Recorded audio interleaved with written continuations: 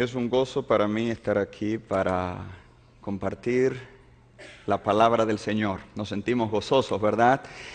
Dice la palabra que en la presencia de Dios hay plenitud de gozo, delicias a su diestra para siempre. Yo espero que ese gozo, esa delicia, pueda ser nuestra hoy.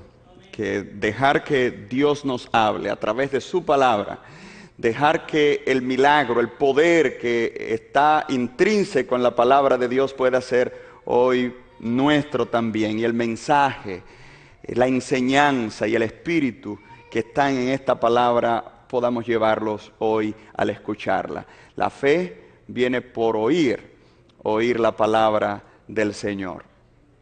Hoy me ha tocado exponer uno de los textos más interesantes de la palabra de Dios. Tengo una experiencia. Cuando yo apenas era un niño, por alguna razón, y una historia larga, me tocó, tenía 12 años, me tocó explicar este texto. Y para uno de los hermanos en mi familia, y mi papá dijo, tú lo vas a hacer. Yo era el más pequeño, y apenas tenía 12 años, y después lo expliqué. Después me permitieron predicar en la iglesia, eso fue algo muy grande para mí, explicar este texto. Casi ya no lo hago, ya han pasado de eso 26 años, y es un gusto otra vez. La primera vez que prediqué fue predicar este texto y estar hoy predicándolo otra vez. ¿Por qué para mí es importante? Porque después de predicar esto me interesó la teología y hoy soy pastor porque seguí estudiando las profecías. Yo llevaba otro rumbo y alguien, tienes que estudiar eso y explícanoslo. Y me puse y hoy me gustó el asunto y seguí estudiando toda la Biblia.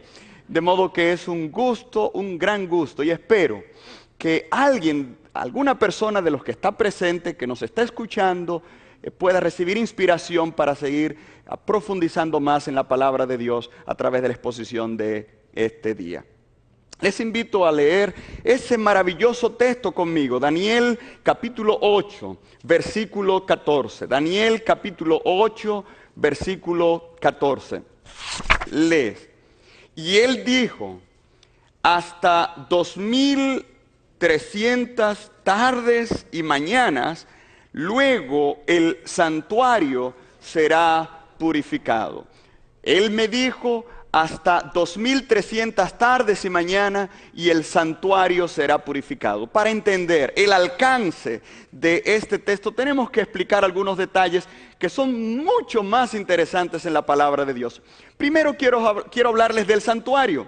En el libro de Éxodo, capítulo 25, verso 8, Dios le dice a Moisés, háganme un santuario y yo habitaré en medio de ustedes. Quiero que me hagan un santuario.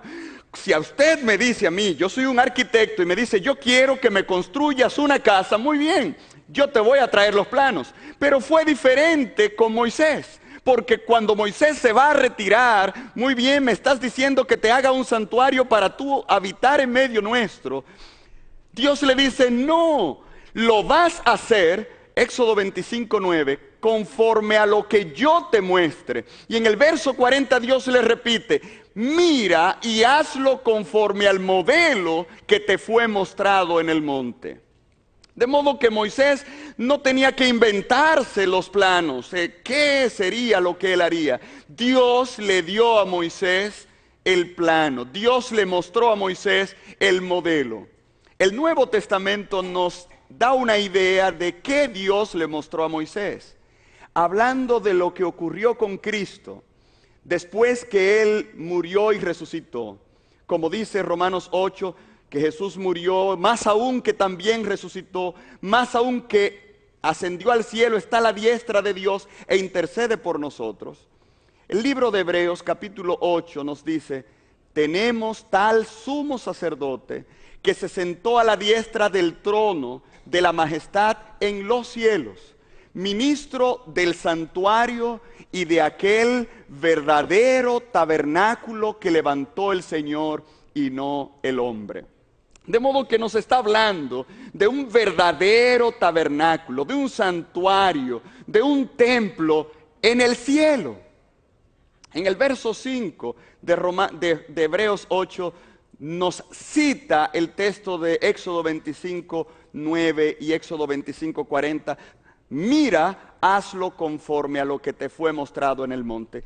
El escritor de Hebreos nos da a entender que lo que Dios le mostró a Moisés allá en el monte Sinaí, el modelo es el mismo templo, tabernáculo, santuario en el que Cristo, como sumo sacerdote, está intercediendo por nosotros en la presencia de Dios. Apocalipsis nos habla varias veces de ese templo. Por ejemplo, Apocalipsis 11, 19 nos dice: y fue abierto el templo de Dios en el cielo, y el arca de su pacto fue vista en su templo, y fueron hechos relámpagos, truenos, y un gran terremoto. También Apocalipsis 15, 5 y Apocalipsis 15, 8, cuando nos dice: y el templo se llenó de humo por la majestad de Dios y su poder, y nadie podía entrar en él hasta que se cumpliesen las 7 plagas de los 7 ángeles. De modo que hay un templo, hay un santuario en el cielo, y el santuario que Moisés construyó fue de acuerdo a ese modelo que está en el cielo. Lo que se hacía en ese santuario aquí en la tierra era una sombra, como dice Hebreos 8:5, una figura, una sombra de lo que era el culto real que se celebraría en el cielo, y que hoy sabemos que a partir de la resurrección de Cristo se está realizando en el cielo. De modo que sería interesante esbozar aún brevemente en qué consistía el servicio de ese santuario. No porque a uno le interese saber historia antigua, sino porque era una sombra de lo que hoy Cristo está haciendo por mí. De modo que eso es maravilloso. Eso toma un mayor interés aún. Yo soy un pecador. Imagínese un pecador como yo viviendo antes de Cristo venir a la tierra en Israel. Soy pecador, cometí un pecado.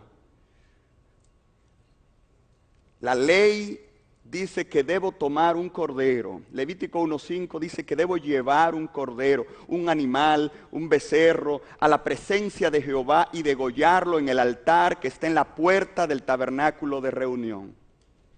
Tomo el animal y ahora lo degollo, porque tenía que haber sangre, porque yo debo morir. La paga del pecado es muerte, pero un sustituto, este animal sustituto morirá por mí. Dice Hebreos 9:22, casi todo es purificado según la ley con sangre, y sin derramamiento de sangre no hay remisión de pecados. De modo que ahora este animal, cordero o becerro, moría por mí. El sacerdote tomaba la sangre de ese cordero y me declaraba a mí perdonado. Es una expresión que aparece en las prescripciones del culto en Levítico 4, Levítico 4:26, Levítico 4:35. Tomará el cordero, lo degollará y será perdonado. De nuevo se da la estipulación: y será perdonado. Qué bonito, yo me iba a mi casa perdonado. Un cordero muerto y un sacerdote con la sangre del cordero llevándola al santuario. Eso pasaba diariamente. De modo que yo me iba feliz a mi casa, he recibido perdón, pero mi vida, que es mi sangre, que está en el cordero, ahora ha sido llevada al santuario. Y el sacerdote rociaba esa sangre en los velos internos del santuario. De modo que mi pecado, que estaba en mí y que debía morir por él, ya no está en mí. Por eso yo no morí, murió el cordero, porque yo coloqué mi mano sobre él. Levítico 4:3, coloco mi mano sobre él. Coloqué mi pecado. Al morir, ahora ese pecado a través de la sangre está en el santuario. Eso pasaba diariamente. en el atrio y en el lugar santo de ese santuario. Pero una vez al año, el sacerdote hacía purificación del santuario, de los pecados que durante el año se llevaban a ese santuario. Levítico 16, versículos 19 y versículo 30 nos menciona de que el sacerdote limpiaría el tabernáculo de todas las impurezas de los hijos de Israel. Ese era el día especial, el día de la expiación, solo una vez al año, donde se entraba al lugar santísimo del santuario. Esto era una imagen de lo que ocurriría en el cielo, lo que Cristo haría por mí. El texto que citamos ahorita, Hebreos 9:22, casi todo es purificado según la ley con sangre, y sin derramamiento de sangre no se hace remisión de pecados. El 23 continúa. Fue pues necesario que las figuras de las cosas celestiales fuesen purificadas por estas cosas. Ahora, las mismas cosas celestiales con mejores sacrificios que estos. Eso indica que el cielo, el santuario celestial también sería ¿qué? Purificado. La obra de Cristo de intercesión por el hombre, igual que el servicio en el santuario terrenal, se dividiría en dos fases: una obra diaria de perdón e intercesión y mediación, y una obra final definitiva, un día de expiación final, donde el pecado de los hombres que durante su vida lo hayan llevado al santuario sería erradicado del santuario, el santuario sería purificado y el pecado sería colocado en vías de su erradicación final. Toda la historia de la tierra estaba prefigurada y hoy vivimos en ese momento esperando que el pecado sea finalmente sacado del santuario, Cristo venga, coloque los pecados sobre Satán y con Satanás el pecado desaparezca y no se le deje ni raíz ni rama. Eso es lo que esperamos. Ahora bien, el texto que es el centro de nuestra reflexión hoy, Daniel 8:14, apunta a ese evento especial. Hasta 2300 tardes y mañanas y el santuario será purificado. Se está refiriendo a esa segunda fase del culto del templo, en este caso del culto del templo o el santuario celestial, llamada la purificación del santuario. Ahora bien, creo que he ido un poco más rápido de lo que debo ir. Para llegar a esa conclusión debemos repasar un poco el libro de Daniel, y quisiera invitarles a que me acompañen a Daniel capítulo 8. Es un capítulo interesante junto con las profecías del capítulo 2 y del capítulo 7, pero simplemente vamos a pasar brevemente por esas maravillosas profecías. Daniel capítulo 8. Daniel tiene una visión, versículo 1. En el verso 3 nos habla de que alcé los ojos y miré aquí un carnero. Más adelante, en el verso 5, dice que mientras yo consideraba esto, he aquí un macho cabrío, aquí hay otro poder. En el verso 20, el ángel le explica a Daniel qué representa el carnero y qué representa el macho cabrío. En cuanto al carnero que viste, le dice el ángel a Daniel, representan los reyes de Media y de Persia, y el macho cabrío es el rey de Grecia, y el cuerno grande que tenía entre sus ojos es el rey primero. Hay otros detalles que siguen en la visión, por ende hay otros detalles que siguen en la explicación después del verso 21. Ese cuerno que estaba entre los ojos del macho cabrío se divide en 4, y del verso 9 dice que de uno de ellos, no precisamente de uno de los 4 cuernos, sino el final del verso 8 dice, subieron hasta los 4 vientos del cielo, y de uno de ellos, es decir, de uno de los vientos del cielo, surge un cuerno pequeño.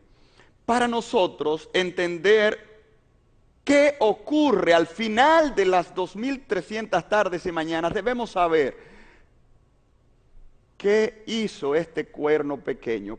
¿Qué hizo este poder llamado el cuerno pequeño? Verso 9. Y de uno de ellos salió un cuerno pequeño que creció mucho. ¿A dónde? Creció mucho al sur, al oriente y hacia la tierra gloriosa. Aquí estamos viendo una expansión horizontal. Creció mucho hacia el sur, hacia el norte, direcciones militares. Ahora en el verso 10 nos habla de otro crecimiento. Verso 10. Y se engrandeció, ¿hasta dónde? Aquí está hablando de un poder que crece hacia el sur, que crece hacia el norte, que crece hacia acá, hacia allá. Todos son niveles horizontales, terrenales. Pero ahora Él no se conforma con tener dominio de toda la tierra. Él ahora va a crecer de manera ¿cómo? Vertical, de crecer a engrandecerse. ¿Hasta dónde? Se engrandece, dice el texto, hasta el ejército del cielo. Se engrandece hasta el ejército del cielo. Y parte del ejército y de las estrellas, ¿qué? Echó por tierra y las pisoteó. Aún se engrandeció contra el príncipe de los ejércitos, y por él fue quitado el continuo sacrificio, y el lugar de su santuario fue echado ¿por qué? Y el lugar de su santuario fue echado por tierra. Y a causa de la prevaricación le fue entregado el ejército junto con el continuo, y echó por tierra la verdad, e hizo cuanto quiso y prosperó. Si la historia de este poder se hubiese quedado en el verso 9, a mí no me importara tanto. Fuera otro poder como Hitler o Napoleón o Carlomagno, que tuvo grandes conquistas, pero a mí no me importan. Pero este poder creció hasta el ejército del cielo, echó por tierra las estrellas, se engrandeció contra el príncipe del ejército, echó por tierra la verdad, el lugar del santuario lo echó por tierra, hizo cuanto quiso y prosperó. Si usted capta el lenguaje, este cuerno está materializando lo que fue la intención de Satanás en el cielo.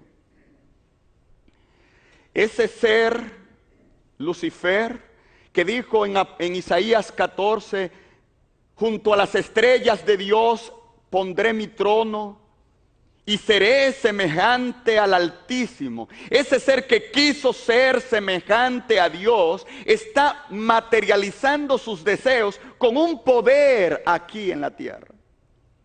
Un poder que se levanta hasta el ejército del cielo. Esta expresión, el ejército del cielo, se utiliza pocas veces en la Biblia. De paso, solo aquí aparece en ese sentido, aparece en otro sentido en el libro de Reyes, Primera de Reyes 22, 19. El ejército es un ejército, pero en la Biblia se utiliza ejército del cielo para referirse a las estrellas, en un sentido negativo, como cuando dice en Primera de Reyes 33 que adoraban al ejército del cielo, o cuando habla en Primera de Reyes 22, 19, que Dios estaba sentado en el trono y todo el ejército del cielo estaba junto a él. De modo que está hablando aquí de seres angélicos. Pero puede ser que, como es una visión simbólica, se esté refiriendo a otra entidad. Aquí está diciendo que él se engrandece hasta el ejército y lo echa por tierra. En la interpretación de esto, el ángel explica en el verso 24, y su poder se fortalecerá más, no con fuerza propia, y causará grandes ruinas, y prosperará, y hará arbitrariamente, y destruirá a los fuertes y al pueblo de los santos. De modo que este ejército del cielo, de la misma manera como Lucifer, en Apocalipsis se menciona que echa por tierra las estrellas, representando los ángeles de Dios, el poder que lleva a cabo su misión en la tierra, ataca al pueblo de Dios. En el capítulo 7 se hablaba de ese poder en el verso 21 diciendo, este cuerno hacía guerra contra los santos y los vencía. En el verso 25 dice, a los santos del Altísimo quebrantará. Este poder está atacando, es hostil al pueblo de Dios. Se engrandeció hasta el ejército del cielo, y parte del ejército y de las estrellas echó por tierra y las pisoteó. Este texto indica el poder, el control que el cuerno pequeño tendría sobre el pueblo de Dios. Vencería al pueblo de Dios.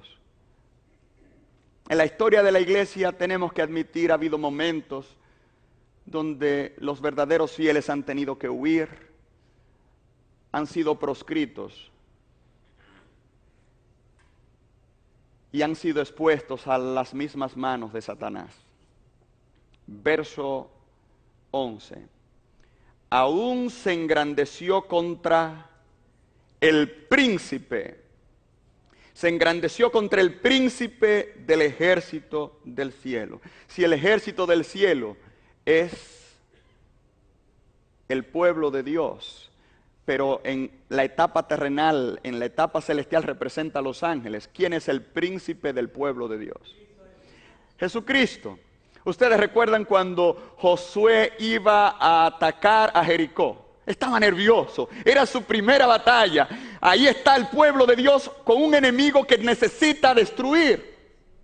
Y cuando él está nervioso, solo, ¿qué hago? Se le aparece alguien y un hombre de batalla sacó la espada y le, ¿eres de los nuestros o eres de los contras? Y quien le apareció le dijo, no temas, que yo soy tu jefe. Yo soy el jefe, el capitán, el príncipe del ejército de Jehová. En otras palabras, Josué, tú eres el comandante del ejército de Israel, pero recuerda, no eres tú quien vas a pelear. Los que van a tumbar a Jericó son ángeles, y yo soy quien dirige a esos ángeles. Por lo tanto, tú eres simplemente una imagen de lo que realmente está pasando. Y el pueblo de Israel le dio la vuelta a los muros de Jericó y los muros cayeron. ¿Lo tumbaron ellos? ¿Lo dirigió Josué? ¿Lo dirigió Josué? No. Había otro capitán que no era Josué y otro ejército que no era el pueblo que estaba dándole vueltas a los muros de Jericó. De modo que aquí está hablando en una doble dimensión. El cuerno pequeño ataca al pueblo de Dios y por ende está simulando el ataque satánico contra los ángeles de Dios. Y este príncipe del ejército no se está refiriendo a ningún dirigente humano de la iglesia, se está refiriendo al verdadero dueño y príncipe y gobernador de la iglesia, Cristo Jesús. Por eso Jesús defiende la iglesia. En Daniel 10:13 se le llama a Jesús Miguel, el nombre que Jesús toma como defensor de su pueblo. Y dice, el príncipe de Persia, le dijo el ángel a Daniel, se me opuso por 21 días, pero Miguel, principal de los príncipes, vino para ayudarme. Y Daniel 12:1 dice, en aquel tiempo se levantará ¿qué?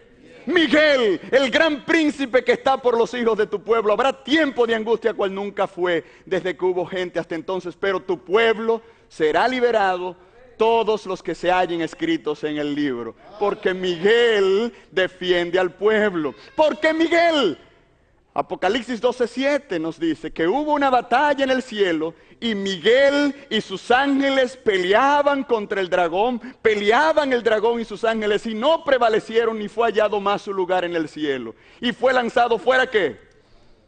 Miguel venció a Satanás en el cielo y ahora cuando Satanás a través de poderes humanos ataca al pueblo de Dios, Miguel desciende a defender a su pueblo. Pero el texto dice algo triste. Verso 11, ¿lo está leyendo bien? Que este poder no solo se engrandeció contra el pueblo de Dios, contra el ejército, sino que se engrandeció aún contra el príncipe.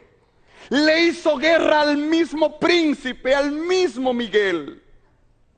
Y por él fue quitado el continuo sacrificio. Voy a sugerir una mejor traducción de esta frase. Por él fue quitado el continuo sacrificio. En primer lugar, la palabra sacrificio no aparece en el original. La palabra solo aparece y por él fue quitado el continuo. Fue quitado el tamid, el continuo. Y la expresión y por él, que en nuestras Biblias da a entender que se refiere al cuerno pequeño, que por él fue quitado el continuo, mejor sería traducida y quitó el continuo de él. Quitó el continuo de él. ¿Cómo dice? Quitó el continuo de él. De modo que el texto dice, se engrandeció contra el príncipe del ejército y quitó el continuo de él. De modo que este cuerno pequeño le hace guerra a Jesucristo, le hace guerra al príncipe del ejército y le quitó al príncipe algo. ¿Qué le quitó? Le quitó a ese príncipe el continuo. ¿Qué es el continuo? ¿Qué es el continuo? La palabra aparece mucho en el libro de Éxodo y en el libro de Levítico. Aparece cada vez que describe el ministerio de los sacerdotes en el lugar santo. Las lámparas debían arder tamid, continuamente. Debía ofrecerse ofrendas tamid, continuamente. La mesa de los panes debían estar en la presencia de Jehová tamid, continuamente. Éxodo 29, por ejemplo, nos da uno de esos ejemplos. Éxodo capítulo 29. Esto, verso 38. Esto es lo que ofrecerá sobre el altar: 2 corderos de un año, cada día, continuamente. ¿Lo están viendo? Verso 42. Éxodo 29, 42. Esto será el holocausto continuo por vuestras generaciones a la puerta del tabernáculo de reunión. De modo que el continuo, la acción, esa expresión se refería a lo que el sacerdote hacía diariamente. El sacerdote diariamente entraba al lugar santo, ponía los panes continuamente, encendía las lámparas continuamente, hacía sacrificios continuamente, ofrecía incienso continuamente. Ahora, había un lugar en el santuario donde el sacerdote no hacía algo continuamente. ¿Cuál era? El lugar santísimo. Levítico 16 nos dice, no en todo tiempo entrarás a ese lugar. Levítico 16:1. De modo que la expresión continuo se refería a la labor sacerdotal diaria. Aquí se está presentando que el cuerno pequeño se engrandece contra el príncipe y al príncipe le quitó el continuo. Le quitó, en otras palabras, su labor sacerdotal. ¿Está Jesús celebrando algo por nosotros continuamente? Oh, dice Hebreos 7, 25, por lo cual puede también salvar continuamente, perpetuamente, a los que por él se acercan a Dios, viviendo siempre para interceder por nosotros. No hay un momento, no hay un segundo, no hay un instante en que Cristo no esté intercediendo por su pueblo. Porque no es que Cristo se la pasa diciendo ruega por ellos, ruego por ellos. No, en Cristo, en su cuerpo, en su persona, la humanidad es presentada ante Dios. Por eso Hebreos 10, 19, 20 y 21 nos dice, así que hermanos, teniendo libertad para entrar al lugar santísimo por la sangre de Jesucristo, por el camino nuevo y vivo que Él nos consagró, por el velo, es a través de su carne. Acerquémonos pues confiadamente, con corazón sincero, en plena certidumbre de fe, purificados los corazones de mala conciencia y lavados los cuerpos con agua limpia. En el cuerpo, en la carne de Jesús, nosotros recibimos intercesión, recibimos mediación. Jesús continuamente está intercediendo por nosotros. Ahora, este cuerno se levanta contra Cristo y le arrebata a Cristo, ¿qué? Ese ministerio continuo. Trata de detener la intercesión de Jesús por su pueblo. Trata de parar la obra de Jesús por su pueblo en el santuario celestial. Seguimos leyendo. Verso 11. Y por él fue quitado el continuo, mejor traducción, y el continuo le fue quitado a él, de él. Y el lugar de su santuario, ¿qué? Y el lugar de su santuario fue echado por tierra. Esta expresión, el lugar, Macom, aparece en la Biblia para referirse al santuario de Dios. Primera de Reyes 8, 39, Primera de Reyes 8, 42, 43, cuando Salomón ora, dice, ellos mirarán a este lugar. ¿Recuerdan eso? Y tú los oirás. Y aquí dice que el lugar de su santuario, del santuario del príncipe, el santuario del cielo donde Jesús está intercediendo. Ahora bien, la expresión, el lugar de su santuario, es usada solamente aquí en toda la Biblia. Ahora hay un detalle interesante. Esta expresión, lugar, en relación a santuario, se aparece en Salmos 89, 14, para referirse al fundamento del trono de Dios, a los principios que sostienen el gobierno divino. De modo que este cuerno está conspirando con el santuario contra el lugar, contra el fundamento, contra el macón, contra el principio del gobierno divino. Y el texto dice más, verso 12. Y a causa de la prevaricación le fue entregado el ejército junto con el continuo. Voy a hacer otra modificación en esa traducción. Una traducción más exacta del texto original hebreo sería, recuerden, sacrificio no está, sería, y le fue entregado un ejército con el continuo por rebelión o por prevaricación. Le fue entregado a este poder que se levanta contra Cristo, contra el santuario, contra la obra de Jesús en el santuario. A este poder se le entrega un ejército. Se le entrega, él destruye el ejército de Dios, pero él ahora tiene un ejército. En otras palabras, aquí está hablando de la formación de otro pueblo al servicio de Satanás, que está haciéndole guerra al pueblo de Dios. Y ahora este cuerno, con un nuevo ejército que no es el ejército del cielo, tiene otro continuo, tiene otra obra de intercesión que falsifica la obra de Jesús en el cielo. Es a lo que se está refiriendo este texto. ¿Captamos el punto? Es una falsificación. El cuerno pequeño pelea contra Dios, le arrebata a Dios algo, pero es para él falsificarlo en la tierra, para falsificar la obra de intercesión de Cristo en el santuario. Seguimos leyendo. Y echó por tierra la verdad.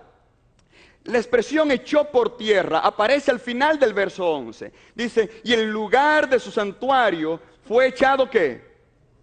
y el lugar de su santuario fue echado por tierra. En la primera vez que se menciona, en el verso 11, no aparece en el original la expresión tierra, simplemente fue echado. Ahora, cuando se trata de la verdad, sí el texto original dice fue echado por tierra. ¿Cuál es la diferencia? La diferencia es que cuando la expresión fue echado no tiene un complemento, significa fue abandonado o descuidado. Como las personas que estaban en la guerra, segunda de Reyes 7:15, Ezequiel 28, dice, y lo dejarás, lo echarás. Tomaron las armas y las echaron, en otras palabras, la abandonaron. Me está diciendo que este cuerno pequeño echaría el santuario. No dice lo echaría por tierra, porque nadie puede destruir el cielo donde Cristo está. Pero al echarlo está diciendo que lo descuidaría, lo abandonarían para llamar la atención a otro santuario aquí en la tierra. Ahora, la verdad sí la echarían por tierra, porque la verdad de Dios, el Espíritu la ha puesto en nosotros, y si Él mata al pueblo de Dios, está echando por tierra la verdad. Si Él confunde la verdad con la mentira, está echando por tierra la verdad. Esta fue la obra del cuerno pequeño. Era el papel del sacerdote. Malaquías 2, 5 al 8, enseñar la verdad. Dice, la verdad estaría en su boca y la ley estaría en su corazón. Pero aquí estaría hablando de un falso sacerdocio, de un falso ministerio que echaría por tierra la verdad. De modo que el cuerno pequeño es un poder que atacaría al pueblo de Dios, atacaría a Jesucristo y su ministerio en el cielo, abandonaría el santuario en el cielo, echaría por tierra la verdad del cielo y suplantaría todo esto por un falso sistema de mediación. Y el verso 3 entonces está la pregunta, como cuando usted está viendo una película y usted está desesperado ya que el protagonista haga algo. Y usted dice, ¿hasta cuándo? Verso 13. Y oía a un santo que hablaba y a otro santo que dijo aquel que hablaba, ¿hasta cuándo durará la visión y el continuo sacrificio y la prevaricación asoladora que pone al santuario y al ejército para ser hollados? Y él me dijo, ¿hasta qué? Hasta 2300 tardes y mañanas y el santuario será purificado. Aquí está hablando de hasta cuándo. Llegaría un momento en que esto no seguiría. ¿Hasta cuándo? Note que la pregunta no es cuánto. La pregunta es ¿hasta cuándo? No está hablando de cuánto tiempo duraría, sino cuándo terminaría esto. El verso 14 dice, será después de 2300 tardes y mañanas, y el santuario será purificado. Esta expresión, purificado, ha sido objeto de muchos debates y estudios. La palabra aparece solo aquí en toda la Biblia. Y eso hace que uno no tenga un precedente para analizarla. Pero como todas las palabras tienen familias, esta palabra pertenece a una raíz, Sedek, que se utiliza en otros sentidos. Aparece en la Biblia para referirse a la salvación o la restauración. Cercana está tu justicia, ha venido tu salvación. Se refiere a una declaración legal, cuando alguien es declarada justa o vindicada, cuando justicia y juicio o declara al pobre su justicia o justifica al pobre, o cuando Judá le dice a Tamar, tú eres más justa, yo era quien estaba mal, ahí se utiliza el Sedek. Y también se utiliza la palabra para referirse a limpieza, en paralelismo, por ejemplo en Job 4:17, en Job 17:19, donde aparece la expresión como sinónimo a limpieza. De modo que esta palabra, el santuario sería purificado, con ese rango semántico significaría sería restaurado, sería vindicado o sería limpio. La primera versión del texto hebreo en griego, que fue la Septuaginta, tradujo la expresión como katarisestai, que significa purificado, y por eso en nuestras Biblias se utiliza purificado. De modo que purificado está dentro del rango, pero es más allá que purificado, el santuario sería restaurado. El cuerno pequeño lo echó por tierra, el santuario sería edificado de nuevo. El cuerno pequeño tiró por tierra la verdad y hablaría contra Dios, el santuario sería vindicado y justificado. Él lo contaminaría, el santuario sería purificado. Involucraba mucho más que eso. Hasta 2300 días y el santuario sería purificado. Daniel no entendió esta profecía. Y en el verso 26 el ángel le dijo: la visión de las tardes y mañanas que se ha referido es verdadera, y tú guarda la visión porque es para muchos días. En el capítulo 9, el ángel, quien no le explicó a Daniel la visión, en el verso 23 le dice que fue enviado, y al final dice: entiende la orden y entiende la visión. Y ahí le menciona de 70 semanas que serían parte de esas 2300 días, que será objeto de otro estudio. En el verso 25 indica cuándo comenzarían esas 70 semanas, que son parte de los 2300 días. Sabe pues y entiende que desde la salida de la orden para restaurar y edificar a Jerusalén. Aquí se nos da el tiempo de comenzar las 70 semanas, o los 2300 días. Eso será objeto de un estudio mucho más amplio. Pero sabemos por datos históricos que ese momento fue el año 457. Ahí comenzarían los 2300 tardes y mañanas. 2300 tardes y mañanas, según Génesis 1:5, una tarde y una mañana es un día. Explicando el principio de un día por año, que será explicado luego, estamos hablando de 2300 años. Y así tiene que ser, porque está hablando de una visión que va más allá de Medo-Persia, Grecia y Roma. No podía referirse a días que hace unos cuantos años. Y le dices hasta el tiempo del fin, es para muchos días, de modo tenía que ser algo que llegaría hasta el tiempo del fin. Si usted lo calcula, del 457 a.C., 2300 años nos da el año 1844. ¿Qué pasaría? ¿Qué debía pasar en ese momento? Debía pasar exactamente lo contrario de lo que el cuerno pequeño hizo. Echó por tierra la verdad. Eso indica que a partir de 1844 la verdad debía ser levantada otra vez. Este cuerno, dice Apocalipsis 13:6, blasfema contra Dios, contra el santuario y los que habitan en el cielo.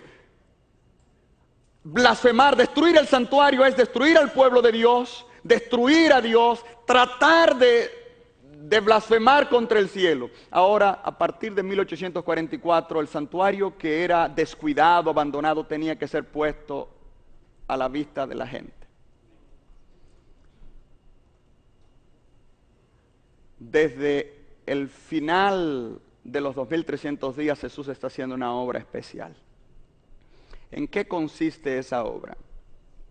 Número 1, los pecados que fueron llevados al santuario el día de la expiación, el día de la purificación del santuario, Levítico 16, 19 y 30, eran sacados del santuario y colocados en otro animal que cargaba finalmente por ellos.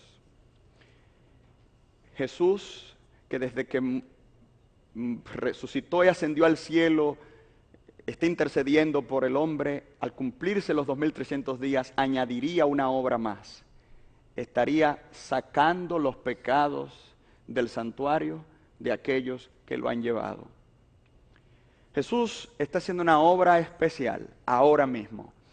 Cada persona que no acepta, que no ha conocido a Jesús, Jesús está llamando e invitándolo a que le acepte para él interceder por ellos. Y los que han aceptado a Jesús y sus pecados han sido llevados al santuario, Jesús está tomando esos pecados y está decidiendo de una vez por todas la vida de ellos, porque al Jesús salir del santuario no debe quedar pecados de nadie que haya llevado su pecado a Jesús. Ahora, ¿qué pasa si yo hoy cometí un pecado, como comencé mi exposición, lo llevé al santuario, pero mañana no seguí yendo al santuario? El Señor va a sacar del santuario algún pecado, pero otros no lo sacará. y Dios requiere de mí victoria total. Yo necesito vivir en armonía con Jesús, porque Él está sacando, intercediendo por mi pecado continuamente, y cuando termine esa obra, el santuario debe ser purificado de mi pecado que yo diariamente estoy llevando al santuario a través de Jesucristo. Bueno, tengo una opción. Si lo mejor que puedo hacer es no llevar pecados al santuario.